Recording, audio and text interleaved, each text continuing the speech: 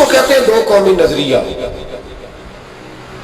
یہ نظریہ ہے، اسی کی بنیاد پر پاکستان بنا تھا کہ ہندو ایک الگ قوم ہے، مسلمان ایک الگ قوم ہے، ان کا اٹھنا بیٹھنا کھانا پینا ہم سے بالکل علیحدہ ہے اور ہمارا ان سے بالکل علیحدہ ہے. طرز زندگی، طرز معاشرت، معیشت کہیں ملتی نہیں ہندوؤں سے مسلمانوں.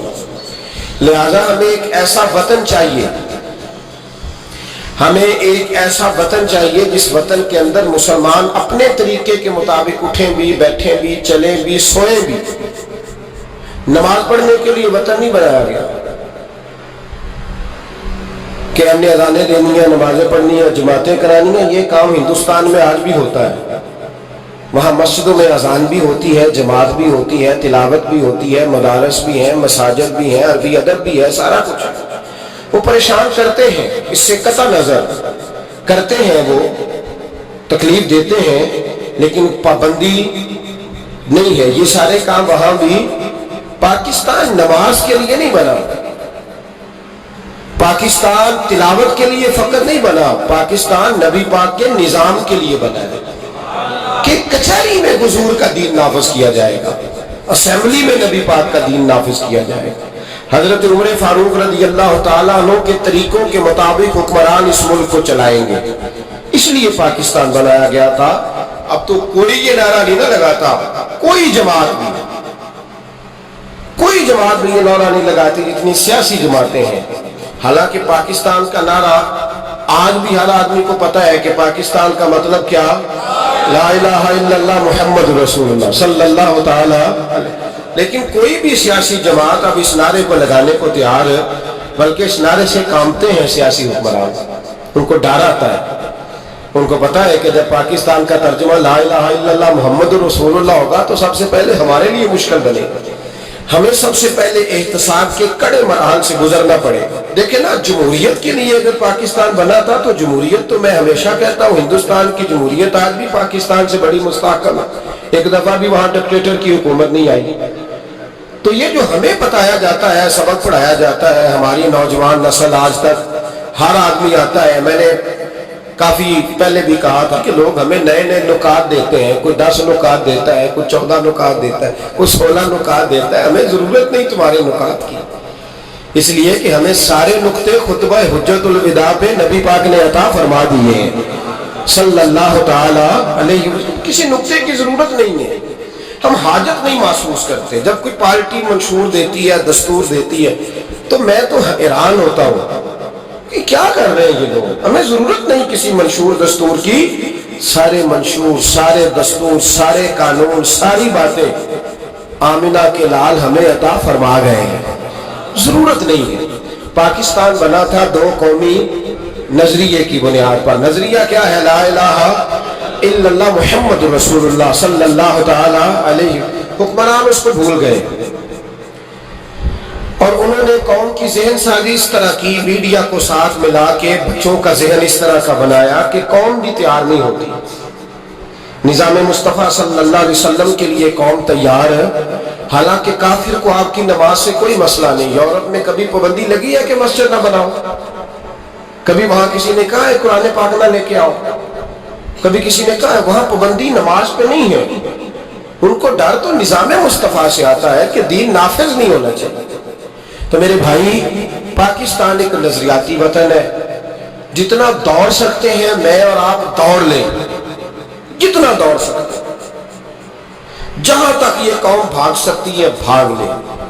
یہ اس چہرے کو اپنا لے یا اس چہرے کو اپنا لے یا اس کو آزما کے دیکھ لے. چونکہ اس وطن کی بنیاد کلمہ ہے تو یہاں سکون بھی اسی وقت آئے گا جب حکومت بھی کلمے والے رسول کی آئے گی صلی اللہ تعالی علیہ وسلم صلی اللہ تعالی. اور اسلام ہر جگہ یہ بتاتا ہے کہ ملک کس کے ہیں؟ اللہ کے. تو نظام کس کا ہونا چاہیے؟ اللہ کا، اللہ کے دین کا. دنیا کی سب سے بڑی ہجرت ہوئی تھی جب پاکستان بنا تھا. دنیا کی سب سے بڑی ہجرت. 10,000 عورتوں کی عزتیں لوٹی گئیں جب یہ وطن بنا. لاکھوں لوگوں نے جانوں کی قربانیاں دیں. ابھی 15-20 سال پہلے ہندوستان کا पंजाब का जो इलाका है उसको खोला गया तो एक कुएं से अभी भी हड्डियां मिली हैं जो सिखों ने काट कर मुसलमान कुएं पूरा भर दिया। इस तकलीफ के साथ वतन बना, किस लिए? जमहूरियत के लिए, हुक्मरानों के लल्ले तलल्ले के लिए, इनकी बड़ी कारों जीपों और मर्सिडीज के लिए, इसलिए कि यहाँ रोज नया बिल आएगा, आज गवर्नर राज है तो आज फलां है तो आज फलां है। ये सारी हुकूमतें अगर वही कानून जो अंग्रेज का बना हुआ है और वही सारी दफात जो आपके यहाँ नाफज है वही हिंदुस्तान में नाफज है तो बताया जाए फिर वतन क्यों बनाया गया है?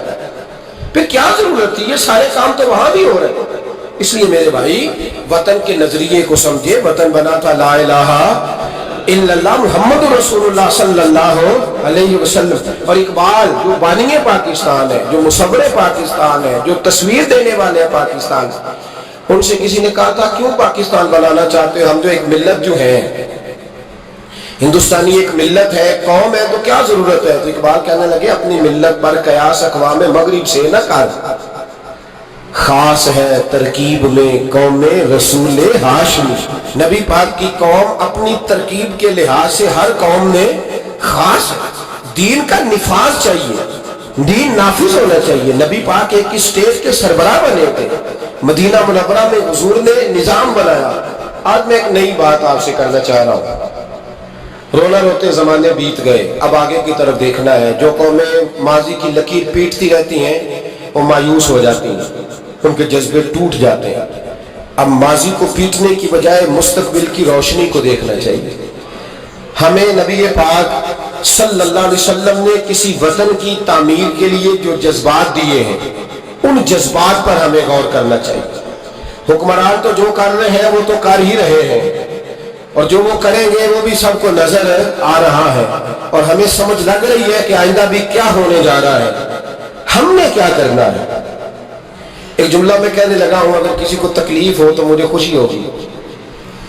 एक जुमला मैं कहने लगा हूं, अगर किसी को परेशानी होगी तो मुझे बड़ा ही अच्छा लगेगा। किसी बड़े आदमी को परेशानी होगी तो मुझे खुशी होगी। वो जुमला क्या है वो सुन लें। ये मुल्क हुक्मरानों का नहीं है, ये मुल्क अवाम का है। इसलिए कि हुक्मरानों के बच्चे तो यूरोप में रहते हैं, इनकी तो टिकटें बुक होती हैं। जब तक ये असेंबली में होते हैं, यहाँ होते हैं, और जब हुकूमतें खत्म होती हैं तो ये यहाँ मौजूद। इन सब के तो बाहर कारोबार है, रिहाइशें हैं, औलादे हैं। तो ये वतन किसका है? पाकिस्तान वतन किसका है? ये हमारा वतन है, ये हुक्मरानों का नहीं है। देखे ना, घर उसका है जिसने घर के अंदर रहना है, जिसने घर में रहना नहीं उसका वतन हमने रहना है, हमारी नस्लों ने रहना है। हमारे माँ बाप रहे, हम रह रहे हैं, हमारी आने वाली नस्लें रहेंगी, तो वतन फिर किसका हुआ? हमारा।